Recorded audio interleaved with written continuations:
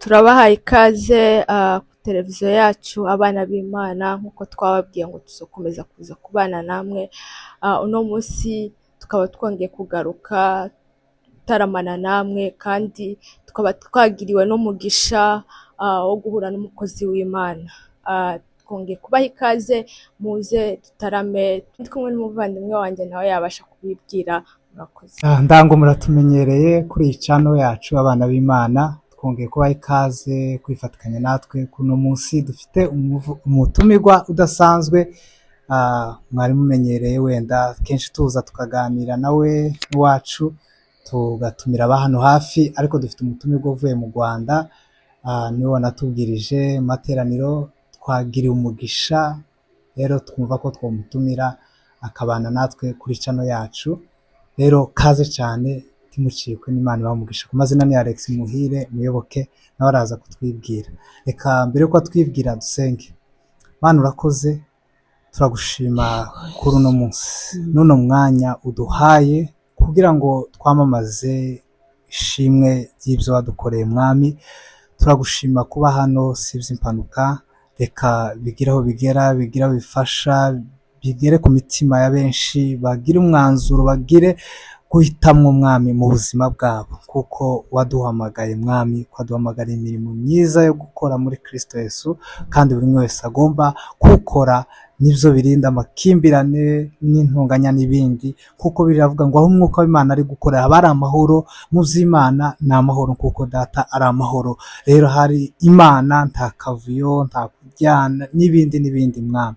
Rero turakwegereje muri kiganiro cacu tugiye kugirana n'umutumirwa wacu. Mana ubane natwe, ni kubw'izina rya Yesu, amen. Amen. Sawa, kaze cyane, Imana bamugisha. Turaza kumpa umwanya atwibwire, turaza kuganira hejuru y'umuhamagaro. Umuhamagaro ni iki? Kandi aratubwira ni bande bahamagawe. Wenda ari wo kwibwira ati umuhamagaro ni w'abashumba, ni w'abasengewe, ariko utarasengerwa wenda kumva ko nta muhamagaro afite muri we. Kandi aratubwira n'ukuntu wokore uwo muhamagaro. Karibu cyane kuri channel yacu abana b'Imana, twaha ikaze wibwira abadukurikiye. Murakoze. Amazina nitwa Pastor Nyirantungane Maggie, ndi umupastori nk'uko mbivuze. Nkorana n'umutware wanjye nawe yitwa Pastor niwe revera w'itorero Isaiah Misariro, tukorera mu karere ka Bugesera mu Rwanda. Imana bamugisha. Amen. Harakoze cyane kutwibwira, kumurumva avuye kure cyane. Tugira amahirwe ikoranabuhanga rizaca ubutumwa mu Rwanda, ributambutse ribageze benshi muramuzi, mwamaze kumubona aho mu Rwanda na hirya no hino agenda agera mu bihugu bitandukanye no mu state atandukanye. Rero tukwishimiye kubana nawe, turaza kumubaza hejuru umuhamagaro, adusobanura umuhamagaro icyo ari cyo, ni bande bahamagara, nuko dukwiriye gukora uwo muhamagaro. Rero ni kaze abanza dusobanurire umuhamagaro niki. Karibu. Umuhamagaro, murakoze. Iki kiganiro ndagikunda cyane, kandi yisije y'umuhamagaro ni nini cyane, ariko by'umwihariko numva ari ikintu nkunda kusimye ntinya kugagarukaho. Umuhamagaro harimo ijwi guhamagara. Ni ukuvuga ngo iyo umuntu avuze ngo hari umuhamagaro, harimo uhamagara n'undi uhamagarwa. Ni ukuvuga ngo harimo abantu babiri aho ngaho. Umuhamagaro nta wakwihamagara ngo vyitwe ko yahamagawe, wihamagaye uba wagiye gusa. Siko tuba tubona abantu bavuga ngo wese ntibumvise ijwi ry'Imana mu muhamagaro. Wese nk'abo bantu tibumvise, ese kuvuga ngo uje muri uwo murimo cyangwa se muri uwo muhamagaro, ese bisaba ko wumva mbere yo gukora, cyangwa umuntu wese yokora yotangira n'ubungu agakorera Imana? Mukuri abantu barakora ari benshi, ariko mu muhamagaro nk'uko tubivuze, kuko hari abashobora no gukorera inyuma y'umuhamagaro, hari ushobora gukora, ariko twari tuvuze ngo umuhamagaro ubwawo harimo amajwi y'abantu babiri, harimo uhamagara n'uhamagara. Kandi bivuga ngo niba harimo uhamagara, harimo n'uwahamagaye. Mbere rero yuko ukora, ni ukuvuga ngo ugomba kubanza kumva uwaguhamagaye, kandi yaguhamagara nawe ukitaba, noneho ugakora. uduhamagara n'indi wenda batabashe kumenya nibyo uduhamagara muri uyu muhamagaro tuvuga uduhamagara n'Imana hanyuma igahamagara abantu igahamagara umuntu tubona muri Bibiliya hari ingero z'abantu benshi yahamagaye Aburahamu iramubwira ngo va mu gihugu canyu usige bene wanyu n'umuryango wa so uze mu gihugu nzakwereka yahamagaye ba Mose igira ikibabwira ko igiye kubatuma muri Egiputa yahamagaye ba Gideyoni kababwira ngo genda uko izo mbaraga zawe zingana n'abandi benshi hari abashobora wenda kuvuga ati sindumva iryo jwi cyangwa se Imana ishobora kumvugisha gute benshi baravuga ngo kumva ijwi ry'Imana nyine biragoye ntibibaho ngo wumve ijwi ry'Imana ari kuvugiramo kandi ntibazi uko Imana wenda ivuga none bakaba bashidikanya ese Imana koko yarampamagaye ni gute ihamagara umuntu n'ubuhe buryo ibinyuzamo mbese kugira abantu basobanukirwe nibyo ni ukuri ubundi niho hantu abantu bagomba guhera kumva ijwi ry'Imana abantu babitekereza ko ari ikintu kitumvikana kiri kure kandi ijambo ry'Imana riratubwira ngo kera Imana yavuganiye na ba sogokuruza mu kanwa k'abahanuzi mu buryo bwinshi no mu bihe bitandukanye ngo ariko muri iki gihe isigaye ivuganira natwe mu kanwa k'umwana wayo ni ukuvuga ngo kera mu isezerano rya kera Imana yakoreshaga umuhanuzi akaza akavuga ngo wa musore we umva uko Imana ikuvuzeho ibi n'ubu Imana iracabikoresha rimwe na rimwe ariko cyane ni ijambo ry'Imana ijambo ry'Imana ariyo Bibiliya niyo Imana itubwirira buri munsi ivugana natwe ushobora kuba uri gusoma ijambo ukaza kumva umurongo Imana isa nkaho itsindagiyeho ikuvuzeho bashobora kuba bari kubwiriza mu rusengero ukaza kumva ijwi muri za nyigisho ukumva ari cyo Imana ikubwiye ushobora kuba uri gusenga Imana ikakongorera ariko ibyo byose biza biba habanje intambwe ya mbere navuga ko umuhamagaro wa mbere umuntu wese akeneye cyangwa asabwa ni umuhamagaro wa mbere w'agakiza kuko ijambo ry'Imana ravuga ngo niba wumva ijwi ry'Imana uyu munsi ntiwinangire uriya niwo muhamagaro wa mbere w'abantu bose bahamagawe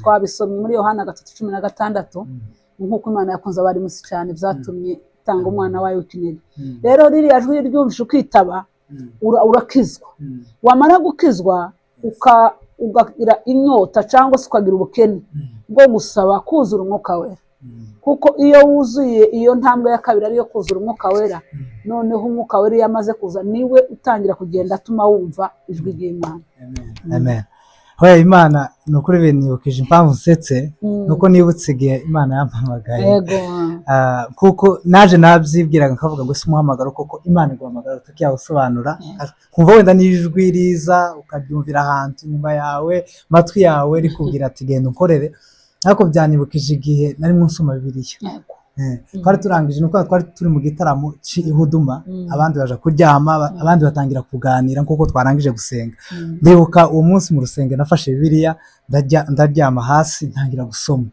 none ndi gusoma mu gitabo ca Luka ibice 10 hagiye se hamagara abigishwa biwe ahubwo ni mugende mubwira abantu kubwami bw'Imana bwegereje naba numva mwijwi rengera aho ngaho gugenda nawe ukora ivyo ngize kandi ico gihe hari 10 za nijoro hita nsohoka nsiga abandi genda kubwiriza mu mihanda mu Banyakenya ara muri Kenya genda umuhanda wose nijoro kandi n'igihugu giteye ubwoba c'abajura ariko naragiye ndabwiriza hose none ngarutse hari abambonye batangira kubwira abantu ati twamubonye muhire niba ari yasaze niba yari yagize ute twamubonye mu mihanda ari kugenda yamiriza kuko numvishe ryajwe nuko uwo muhamagaro warakomeje kugeza ngeze hano none nibyo binyibukije neza binkanguye kavuga ngo niko wenda Imana yo bihamagara ariko wenda hari wari kumva ko akirengagiza kavuga agatangira kubaza ibibazo byinshi wenda kaba Mose kaba Yeremiya wenda ntibazabura ariko se wo tubwira wenda Imana iguhamagara kugira ngo abantu wenda bagendere kuri icyo ngicyo yaguhamagaye mu buryo kuri kugenda mu state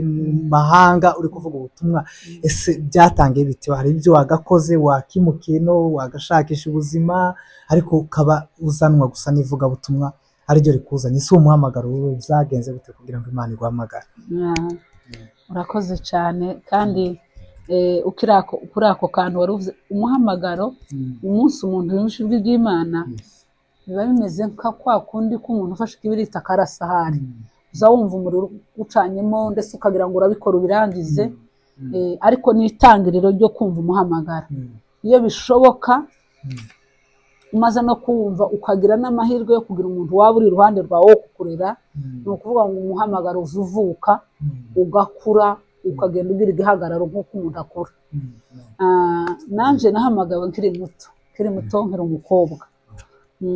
Nagize amahirwe yo kuvukira mu nzu y'abashumba, nkora hamwe n'abandi bana twiga ijambo ry'Imana, ariko twari dufite umuntu uturera mu masengesho, atubwira ikintu cyo gusenga kugira ngo buri wese yuzure umwuka wera.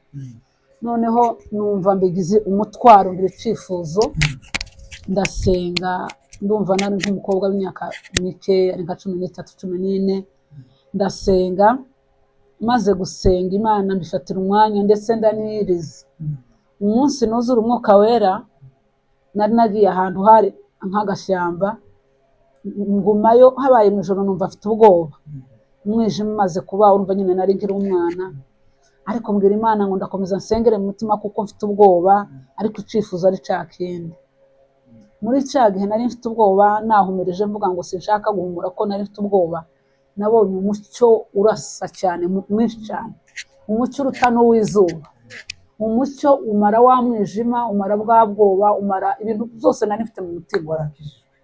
Nari narakijijwe, nari naravukiye mu rusengero, ariko noneho kwakuzura umwuka wera numva uwo mucyo ubaye mwinshi. Ndahava, ariko numva uwo mucyo mbonye n'ukuntu numvishe ubugingo bwanjye bubaye, numva hashize ubwoba bw'ibintu byose natinyaga. Ari uguhagarara imbere y'abantu, kwa kundi abantu batambuka kuririmba ari abana, numva nshize amanga.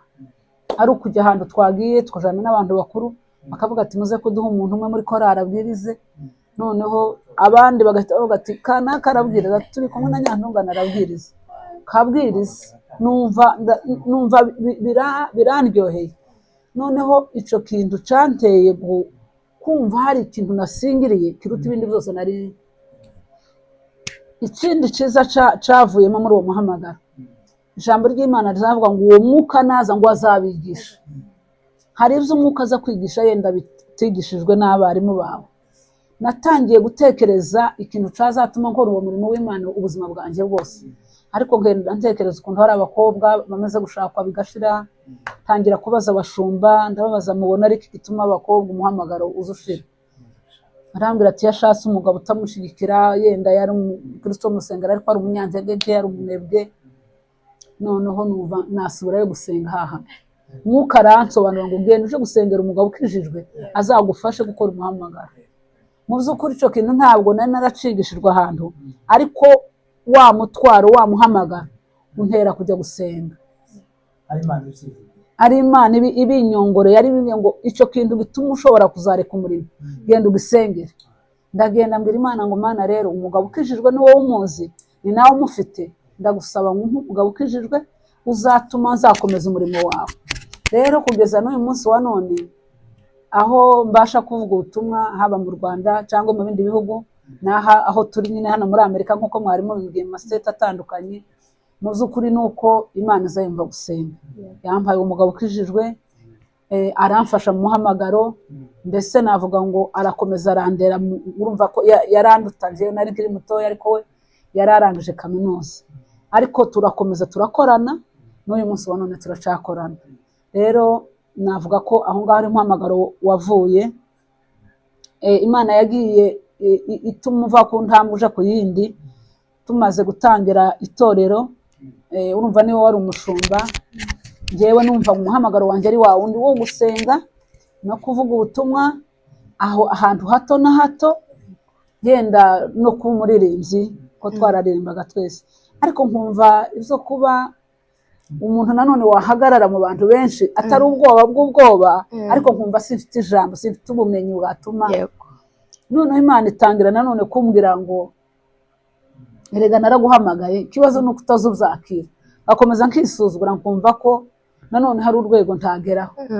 Ariko Imana yagize n'abandi bantu mu buzima bwanjye, abakozi b'Imana bandi. Hari umumama dukorana umurimo w'Imana, ni umupasitori wanjye kandi ni umubyeyi mu mwuka, yitwa Pastor Eveline.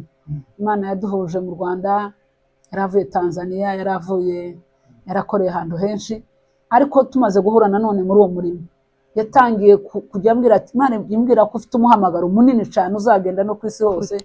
Kavuga nti bizagenda gute? bizagenda bishoboka bite kumva bidashoboka nkamubwira nti pastor jewe ni mu bamama ni mu baririmbyi mu banyamasengesho naho uhanje ariko ahandi ntabwo ari ahanje ariko mu by'ukuri icyo Imana ivuze iragisohoza. Nakomeje nsenga, nakomeje nsoma ijambo ry'Imana, byanteye umwete wo gutangira gusoma ijambo ry'Imana, ndetse ntangira no gukora amafarumasi atandukanye nyine, nkagira ahantu nja mu mahugurwa, nkagira ahantu nkagira inyota kugeza ubwo yenda ntabwo navuga ngo nagiye mu ishuri rya Bibiliya igihe kirekire, ariko nibura amasomo y'ibanze ya Bibiliya naragenda yakurikira, nabwo muri rwa rwego rwo kugira ngo nshobozwe kumva ijambo ry'Imana, niba ndisomye ndyumve ngo se ryavugaga kuki, ryavugaga hari iki, ibyo byose ni ibidufasha mu muhamagaro. Murakoze cyane. Turi kumwe n'umubyeyi Imana yahamagaye muri iki gihe, kandi turi kuvuga ku muhamagaro. Dufite abandi babyeyi Imana yahamagaye ariko bakicitinya. Nabonye uri umukozi w'Imana pe, nabonye ufite impano y'ijambo ry'Imana kandi ririmo amavuta. Nabonye uri umubyeyi ufite ubwenge mu mpano y'Imana. Nk'abakiri ko bitinya gukorera Imana, wababwira aka kanya? Nivyo pe, nkuko nari mbivuze ngo umuhamagaro ujya uvuka ukagenda ukura nk'uko umuntu akura. Abajya baca umugani abanyarwanda ngo nta mwana uvuka ngo yuzure ingobyi. Biba bivuze ngo ntabwo wabyara uruhinja uwo munsi wahite yuzura umugongo wose, ari igihe ugaheka ukumva karacyari ahantu mbega kamera nk'aho karimo kunyeganyega, ariko uko agenda akura, agenda ashisha, akageraho rwose akajya atambuka n'ijosi ryawe cyangwa se akagenda. Ikintu nabwira inama ku bantu bahamagawe ariko bacitinya bagashidikanya, ni ukwegera abandi bantu bahamagawe mbere yabo kugira ngo bigire ku birenge. Muri Bibiliya dusanga abantu benshi, abantu bose Imana yakoresheje bafite abo bigiyeho. Tubona ba Elisa ku birenge bya Eliya, tukabona ba Yoshuwa ari ku birenge bya Mose, tukabona n'abandi benshi.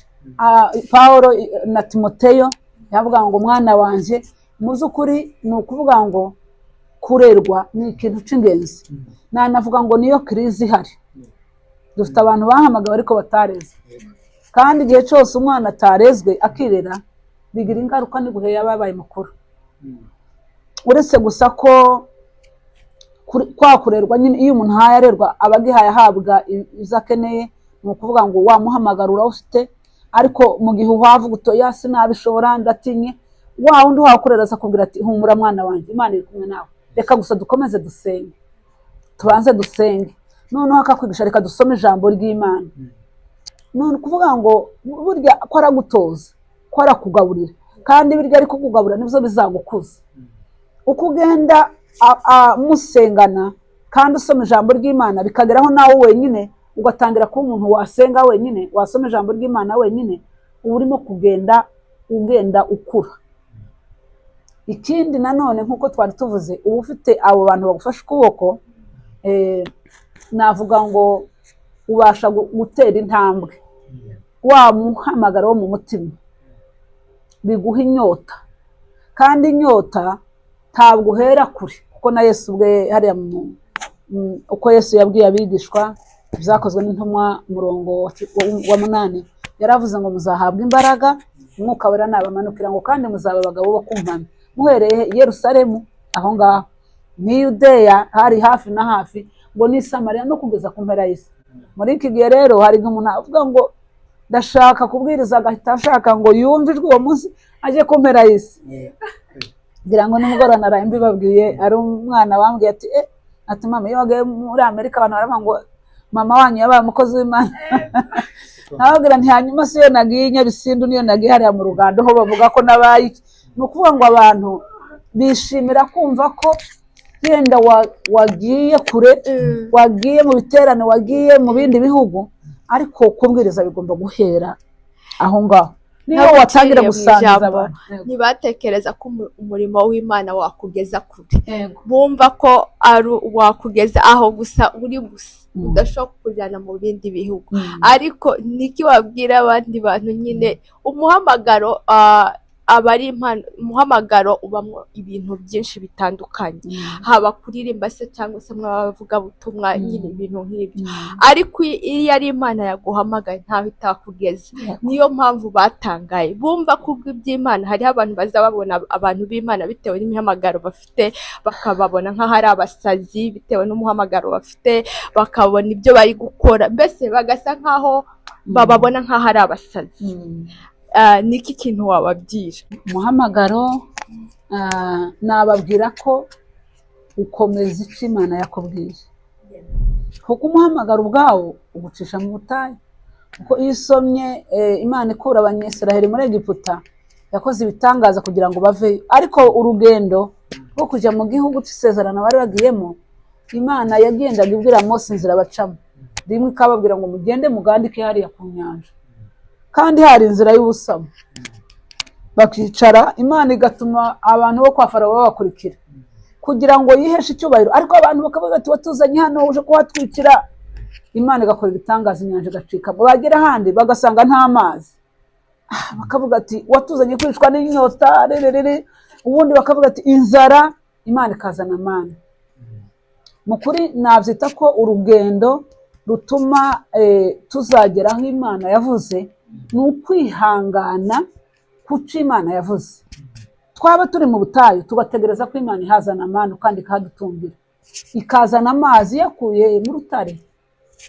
Rero muri ibyo bihe tuba turimo gucamo bisa nk'aho bitagaragarira abantu bashobora kukwibazaho bakavuga turi yaravangiye by'umwihariko twebwe ubu ngubu, yenda nuko ntari kumwe n'umutware wanjye hano, umuhamagaro wacu waducisha ahantu hakomeye cyane, kuko twasezeye indi mirimo yakoraga muri World Vision, yakoraga umurimo mwiza. Ariko Imana imaze kuduhamagara tubwira ngo nimureke ibindi muze munkorere. Abantu bajya bavuga ngo se Imana yaravuze ngo mureke akazi. Oya, ntabwo Imana yavuze ngo tureke akazi, yaravuze ngo duhindure akazi. Gukorera Imana ni akazi. nako ni akazi, ni akazi mbese kandi gahemba neza. mbese wotangira urwo rugendo wotangira ute? Wenda ngo kuvuga ngo uvuye, wenda araba Imana iri buhamagara ikababwira reka akazi, ariko yareba akavuga se bizagenda gute gusezera akazi kawe, pozisiyo yawe. Wenda ngende aho ngaho, hano hari umuntu hano muri Amerika yahembwaga 30,000 ku kwezi. Imana imubwira ngo gusiga ku kazi, ariko umugore yanga kumwumva. Ni ukuvuga ngo kuvuga yajaga mu yindi state cyangwa mu kindi gihugu, hano bakamwohereza abarinzi kubera akazi yakoraga hano muri Amerika, arakomeye n'umunyamurenge. So noneho iryo jwi noneho yareba ko ugira umudame ati Imana yambwiye gusiga 30,000 hano ntabihembwa, nimara ngo nje kwikorera. None akareba zohera hehe kwikorera mu buhe buryo, ni gute noreka akazi nje muhamagara uzova mwiki. Mbese ko umuntu kurumva nikagomba nize, mbese nize nani ingendo, mbese nikagomba gukora mbere yuko wenda asezera ku kazi. Niki kibanza wenda nicyo kiza kinanira benshi. Imana ikaguhamagara ariko ukavuga niki nakora mbere, mbese mbanze mbona kandi kazi, cyangwa se banze bampembe mbone kumvira ngende mbone ikigaragara. Mbese izo ntambaro zigwanute. Mbese ntabwo uwo muhamagaro sinawugira umuhamagaro rusange, kuko muri Bibiliya harimo abantu bahamagawe kandi bakora ibindi bintu. Ndetse na Pawulo ubwe haravuga ngo yadudaga amahema kugira ngo abashe kubona ibimutunga. Urumva ko umuhamagaro rero w'umuntu wiyegurira Imana nabyita ko ari umuhamagaro w'abantu bake, kandi utari uwa rusange. Ntiwahagarara ngo ubwire abantu bose ngo mureke akazi ngo mwese muze dukorere Imana. Ariko bivana n'uwo Imana yadomyeho, yamubwiye ngo va muri ibyo bindi uze unkorere. Ntabwo iba yamubwiye ngo ureke ibindi, ngo ureke gukora, ngo ureke gukora. Iba yamubwiye ngo hindura iyo mirimo wari urimo uyireke, noneho uze gukora imirimo wanjye. Urabyibuka niko Yesu yahamagaye intumwa. Yasanze ba Petero barimo baroba, ngo arababwira ngo nkurikira. Bibiliya ikavuga ngo bahita basiga inshunduraho, kandi bari babiri, ngo bene Zebedayo baragenda baramukurikira ari babiri. Uwundi nawe akamubwira ngo nkurikira, akamusiga. Abo yasanze muri ofisi nabo bagasiga. Aho tubona uwo muhamagaro kandi kuri Eliya na Elisa. Igihe Eliya yamuhamagaraga Elisa, nawe ngo Bibiliya iravuga ngo yamuteye umwitero. Elisa asa nk'unamubwira ngo ndabanza nsezere, ntamubwira ati ntaco ngutwaye. ariko Elisa yaragiye asubira inyuma ngo afate inka yahingishaga azitema ibisi arazibaga afata bya bihindizo aracana arateka agaburira abantu ngo arangize aje gukurikira Eliya. Niyo mpamvu nari mvuze ngo ni ikintu utavuga ko rica rusange, ariko kuri uwo wahamagawe aba yahamagariwe umurimo w'intumwa, aba yahamagariwe umurimo wo gukurikira Yesu. Noneho agomba kubanza akabyumva, iryo jwi ryamuhamagaye akaryumva. Ariko kandi ntiwotegereza ngo uzobanza ubone akandi kazi ngo kaguhembe ubone kumvira.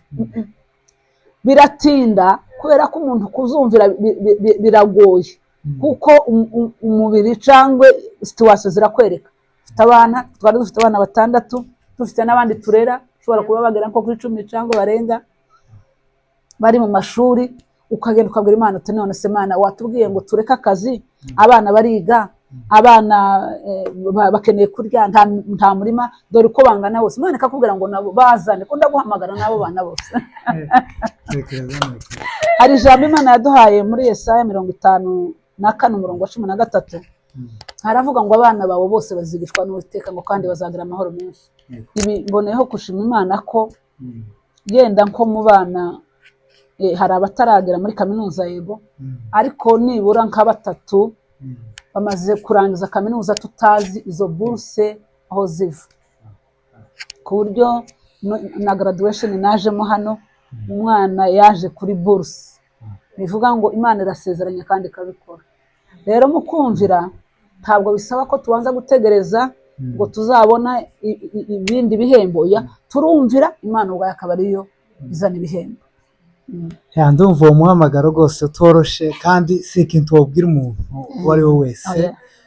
Wenda Imana barabimuhamagariye, si ibintu wenda yaje kubwira abandi ngo basige utuzi bakore Imana, ngo yabonye Imana ko ariyo kwizerwa. Wenda benshi biraba kenshi abantu babwira abantu kureka imirimo, Imana kiraguhamagara reka akazi uzikorere, bene uko ngo kiba atarabyumva wenda adafite na wa muhamagaro yagenda, kuko wenda atagimbiye ugasanga arahangayitse ntazabikora. None se wenda hari abahamagariwe, reka tuvuge wenda nka business. Ese iyo Imana iduhamagara ikintu ibyo yabigamije iki? Iyo mihamagaro yose ni ikigamije? Mbese Imana hari bamwe wenda batazagarara kuri rutari, bumva ko guhamagarwa n'Imana nuko tuzamubona ahagaze hariya, nuko abwiriza nibo bumva ngo n'abakozi b'Imana, kandi niko bakunze kubita bari n'abakozi b'Imana. Nese nk'abari hanze bakora iyindi mirimo wenda yumva ko yabonye n'Imana nka business, hari bamwe numva wenda bahabwa ubuhanuzi ngo uzakora business. Wese ibyo byose icyo Imana iri gukora umuntu ni iki kigamije? Ni intego yayo niye kugira ngo bimve ko nabo bari gukorera Imana. Ni gute bozikoresha izo zose bahawe n'Imana kugira ngo babikore mu Imana? Mu kuri umuhamagaro wose duhamagarwa, muri ryajwi ry'uduhamagara wose tuwuhamagara kugira ngo dukwize ubwami bw'Imana. Kuko hari ahantu ijambo ritubwira ngo ba Paulo ngo bagiye ahantu basanga hari abacuruzi, ngo Imana itegura umugore witwa Lidiya, wari umucuruzi ngo w'imyenda y'imihengeri. Arabakira bari we ubaha ahantu basengera, kandi uwo mugore ngo yazaga bashyigikira. Ni ukuvuga ngo niba Imana yaguhamagariye business runaka, ariko ukumva ko harimo umuhamagaro wo gukorera Imana, uzatuma bwa butumwa bugera kure. Yenda urugero, niba naje nkabwiriza hano, ariko hari undi wanzanye, zabaye ngombwa ko hari indege inzana kugira ngo ngere hano, ubwo uwo muntu wagize urwo ruhare rwo kugira ngo ngere hano, ubutumwa twabusangiye. Mu gihe turimo kubwiriza, kuko nababwiraga hari igihe tubwiriza abantu b'abakene, ariko wowe niba Imana ikuzanye babakene ukabambika, abana bakabona minervari ukabashira mu mashuri, ugakora ibikorwa nk'ivyo, kwiza ubwami bw'Imana. Wa muntu yakijijwe, ariko ibituma akomera, bituma abona Imana wabigaragaje.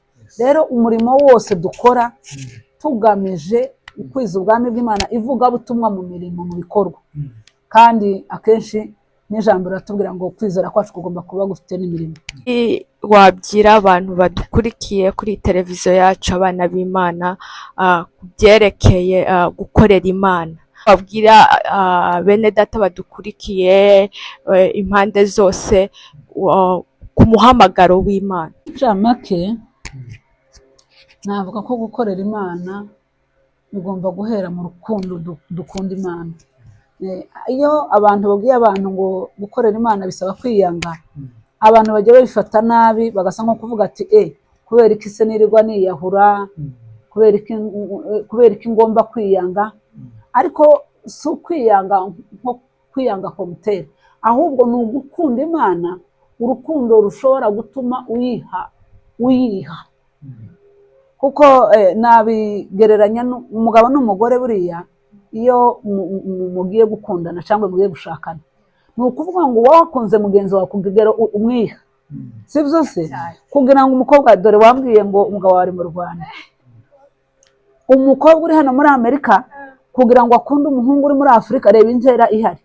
Ariko urwo rukundo rwo mu mutima ni uko kumva iyo connection, urwo rukundo rukagutera guhaguruka hano ukagenda ukamwiha ukavuga ngo mbaye iwawe rwose, nahagurutse, nasize ibindi byose nari mfite hano, abo nari ndi kumwe nabo, ivyo nari mfite ndumva ntacyo bikimfasheho, jewe ndaje kwiha. Nawe kandi agasiga abandi bakobwa bari hariya, mbese n'ababyeyi niko birize vuga ngo umuntu azasiga se na nyina. Ni naho umuhamagaro w'igihera. Buriya ubutani tugira amahirwe gusura kuganira namwe, buriya nkunda umuhamagaro, ngakunda mariage, kuko niho njya mpera umuhamagaro, ni naho ukomerera, ni naho upfira.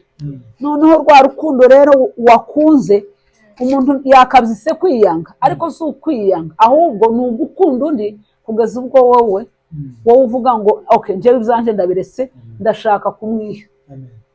Niko umuntu azayiha, umusore akiha umukobwa n'umukobwa akiha umuhungu. Natwe rero gukorera Imana si ukwiyanga nko kuvuga ngo twariharatse, oya, ahubwo turayikunda kugeza ubwo tuyiha, kuko nayo yaratwihaye, twumva ko tuyikeneye. Amen. Ikaba nka kurya kwa sheri, ikaba nka kurya, ikaba intimacy, ikaba ubucuti butuma uko wayakiriye urukundo yaguhaye nawe rukagutera kureka ibindi, ya comfort zone ukayivamo, ugasiga ibindi byose. Icyo yagusaba wagikora kubera urukundo yikunda. Imana niduha uburyo atarasubirayo twoza tukamuganiza cya mariage yaratubwiyeho, Imana izadushoboze. Rero turabashimiye cyane. Avuye mu Rwanda, ni umukozi w'Imana, mwumvise ko bavuye mu kazi kamwe baja mu kandi, ariko kandi Pawulo aravuze ngo tubahe iby'umwuka, namwe muduhe ibidutunga mu mubiri. Aba batuzaniye ibi ngibi, natwe tukaja mu kazi tugakora. Mu by'ukuri ibi nibyo tuba tujana, nibyo bitwubaka, nibyo biturera. Biravuga ngo Imana yatoranije itumwa ahambere, itorana abahanuzi, abavuga ubutumwa bwiza, abashumba n'abigisha, kugira ngo tudakomeza kuba abana dutereganwa n'imiraba n'imyigishirize y'abantu. Rero icyo kintu rero yazanye gatereka muri twebwe intumwa, bizi navuga ngo twubatse ku rufatiro rw'intumwa n'abahanuzi. Rero ni ikintu kinini cyane tutwokumva ko gisanzwe. Ni ukuri abazamukenera, abazumva ko bufasha umurimo w'Imana, yatubwiye ko azaja no mu bice bitandukanye akagenda afasha abantu, nuko ngo hajya bambaye ubusa. Kugera aho ngaho siwoge n'imbokomboko, wenda ku bantu bifite bishoboye, aho ngaho nawe bazakugira umugisha. Ariko harahagera iwe yumva ko agomba kubera abandi umugisha, akagufasha ubutumwa batwara kugira ngo azagenda agere kure cyane, afite n'ikintu abashiriye aho mu byaro na hehe hose. Ni ukuri mwotwandikira, twubaha namba yiwe kugira dushigikire ivugabutumwa by'Imana. Umutima nimba ugukozeho rwose, hari icyo ukora nk'umuntu w'umunyakazi, wo kwandika, utwandikire muri komenti, twokugezaho namba kugira ngo mubagezeho. Siwe mugiye gufasha, no gufasha ivugabutumwa. Rero Imana ibaho umugisha. Kuba Imana yahamagare business twavuze nawe ni umuhamagara mu yindi, n'ibindi byose Imana baraguhamagariyemo, ni ukugira ngo umurimo w'Imana, ubwami bw'Imana bwaguke bugere kure. Indege yajeho ni ifaranga, ubutumwa bwiza kugera ahantu ari hose, ni ukuri bikeneye iyi support. Rero Imana ibaho umugisha ko hari icyo tuzokora kugira ngo ubwo butumwa bw'Imana burusheho kwamamara. Ndetse niba hari ikindi afite yumva kiri ku mutima yobwira abantu, yosangiza abantu, turaguha umwanya, nurangiza urangiriza usenga. Wakoze cyane, turanagushimiye, tubone n'umwanya wo kuwushima kubana natwe, kutwitaba. Ni ukuri abari byinshi, amaterano arangiye, benshi bagukeneye, ariko Imana imumugisha kuba yatwumviye akatwitaba. Turi abashumba mu itorero, ngo wenda tumujane aho dushaka, ariko yakoze cyane kutwitaba no kwitaba abantu bose badukurikiranye. Imana ibamugisha, namwe muze kumushimira. Sawa, karibu. Nta kindi nenda kongera kuvuga keretse kubashimira. Mu by'ukuri ndabashimiye abakozi b'Imana, kuko nk'uko nabivuze ngo dufatanyije kwagura umurimo w'ubwami bw'Imana, harimo ubu buryo, kuko ntabwo nabasha kugeza ubutumwa kure ntagufite, ariko ikiganiro gitumye yenda hari uwumva umuhamagaro, gitumye hari uwumva icyo yasobanukirwa gukorera Imana. Rero Imana ibakomeze, kandi ndizera ko na nyuma y'ubu tuzajya dukomeza tukagirana yenda ibiganiro cyangwa no gukomeza kwagura ubwo bwami bw'Imana. Ndagira ngo namwe mukomere muri uyu murimo rwose, muzabashe kugeza abantu bose ubutumwa bwiza. Reka dusenge. Mwami Imana yacu uri mu ijuru, tuguhaye icyubahiro Data, uri mwiza kandi urahambaye.